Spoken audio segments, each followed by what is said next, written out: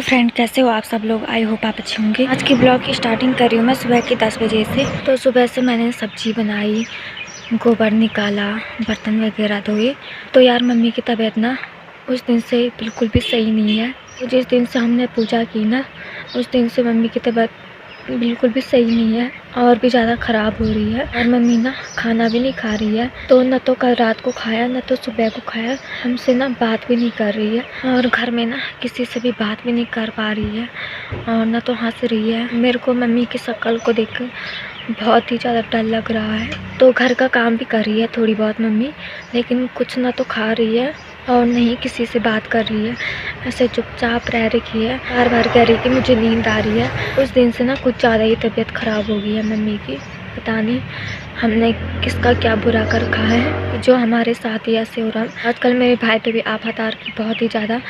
उसके आजकल डॉक्यूमेंट बनवाने हैं और 3-4 दिन से वो लगातार गोपेश्वर जा रहा है अपने डॉक्यूमेंट बनाने के लिए।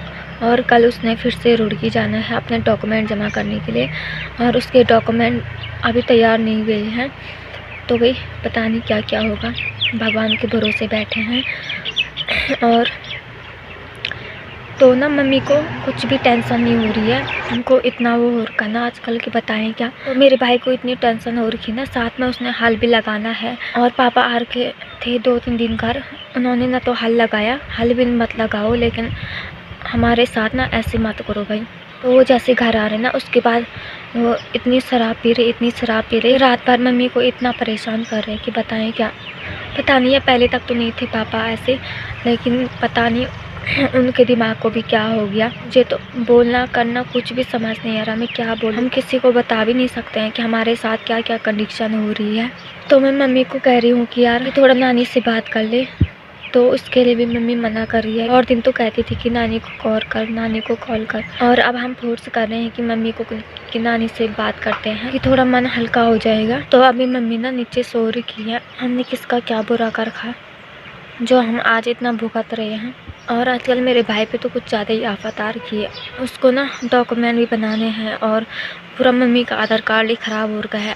अगर टाइम से डॉक्यूमेंट नहीं बना तो वो भी दिक्कत है। सुबह को जा रहा मार्केट और फिर शाम को अपना काम निपटा के आ रहा है। अभी डॉक्यूमेंट भी तैयार नहीं हुए हैं और फिर साथ में हल भी लगाना है उसको, तो क्योंकि बीज भी लोग बोने लगे हैं। तो मम्मी को ना कुछ भी होश नहीं है भाई। इतना होश तो थोड़ा बहुत मम्मी को होना चाहिए कि मैं थोड़ा होश संभाल के रहूँगी कि मेरे बच्चों को टेंशन होगी तो मैं उनके सामने थोड़ा ठीक रहूँगी। और हम ना अपना दुख किसके पास बताएं। तो मैं यहाँ पे बोल रही हूँ कि आजकल हमारी कंडीशन बिल्कुल भी सही नहीं है। ये ना रोना भी आया बहुत ही ज़्यादा, फिर भी मेरी मम्मी की सेहत में कुछ भी फर्क नहीं पड़ा। किस किस का दुख तो हम सहन करें भाई।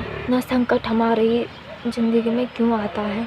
हम सोचते हैं कि आज ही सही होगा, कल ही सही होगा, तो लेकिन हमने पहले से लेकर आज तक इतना भुगत रखा है ना। जितने परेशान हम होंगे उतना तो शायद इस दुनिया में कोई होंगे। कभी किस चीज़ के लिए परेशान, कभी किस चीज़ के लिए परेशान। तो पहले ना भाई जैसे इधर उधर जाता था और मैं चुपचाप बैठी रहती थी। तो मम्मी मुझे बोलती थी कि ऐसे मत बैठ, तेरा भाई इधर उधर जा रखा है। तो मम्मी कहती थी भाई ऐसे मत कर, वैसे मत कर, आज तो नहा मत, आज तो कपड़े मत धो, आज तो झाड़ू मत लगा, इस टाइम पे झाड़ू मत लगा। कुछ बोलने लायक बचा ही नहीं है। तो इस 3-4 दिनों से ना हम इतने ज़्यादा परेशान हो गए हैं कि हम अपनी परेशानी किसी को तक बता नहीं सकते हैं। तो अखरोट के पेड़ पे ना अखरोट की पत्तियाँ देखो इतनी ज़्यादा आ रखी है। तो अभी चलती हूँ मैं नीचे। यहाँ पे हमने गेहूँ सुखाने के लिए रखे हुए हैं। ढेर माँ। तो मैं यहाँ पे मम्मी को बोल रही हूँ कि बाहर आ जा, लेकिन मम्मी ना बाहर आने का नाम नहीं ले रही है। तो हम मम्मी को ना कितना भी हंसाने की कोशिश कर रहे हैं, कितना भी खुश करने की कोशिश कर रहे हैं, लेकिन फिर भी मम्मी ना खुश नहीं हो पा रही है। तो यहाँ पे भाई का रिजल्ट परसों 1 तारीख को आ गया था।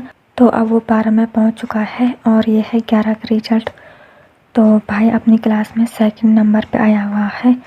तो उसके ना अच्छे नंबर आ रखे। तो मैं परसों ना ब्लॉग बनाना भूल गई थी। तो उसके सबसे ज़्यादा नंबर इंग्लिश और बायो में आ रखे हैं। तो अभी मैंने भात को चूल्हे पे रखा हुआ है और मैं यहाँ पे बैठ रखी हूँ संतरे के पेड़ की छाँव पे। तो दादी वहाँ पे ना आलू की गुड़ाई करने पे लगी हुई है। और आजकल ना इतनी ज़्यादा गर्मी हो रही कि बताना क्या।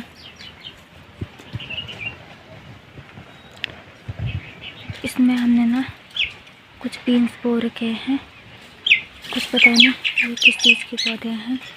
तो इस वाले पेड़ पे ना काफ़ी आरू लग रखे हैं। तो यहाँ पे संतरे के फूल आने लग गए हैं और इस बार ना बहुत कम फूल आ रखे। तो दादी ने यहाँ पे ना मुझे चौसा पीस के दे रखा है। आज मैं बनाने वाली हूँ चौसे का साग। तो हमारे घर में जब भी खुशी आती ना, इसके साथ ना कुछ दुख आता ही है। पता नहीं हमारी खुशी को किसकी नज़र लग जाती है। उस दिन हमने ना मम्मी के अंदर ही आत्मा निकाला था।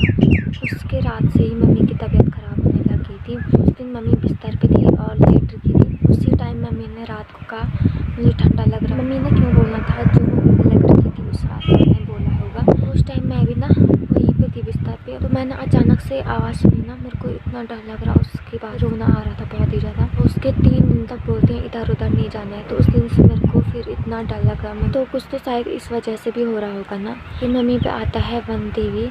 तो हमने ना उचूड़ा निकाल रखा था कि इस चैत के महीने में अपने यहाँ देवता नचाएंगे। कोई ना कोई टांग अड़ा रहा है उसमें। तो ये पॉसिबल हो भी सकता है, नहीं भी हो सकता है। अब मैं इसके बारे में कुछ नहीं जानती हूँ। वैसे भी पहले से ही वन देवी हम पे दोष हो रखी थी। तो कभी इंसानों पे दोष होता था और कभी जानवरों पे दोष होता था। चैत का महीने भी लग गया है, अब तो जाने भी वाला है।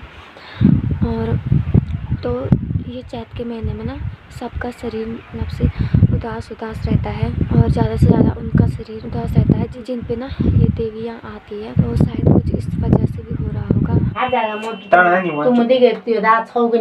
सो छ क्या लेकिन तू ना बोलू चेता नहीं क्या बोला मैं तो तुम कैसे साफ सीधे बात बता।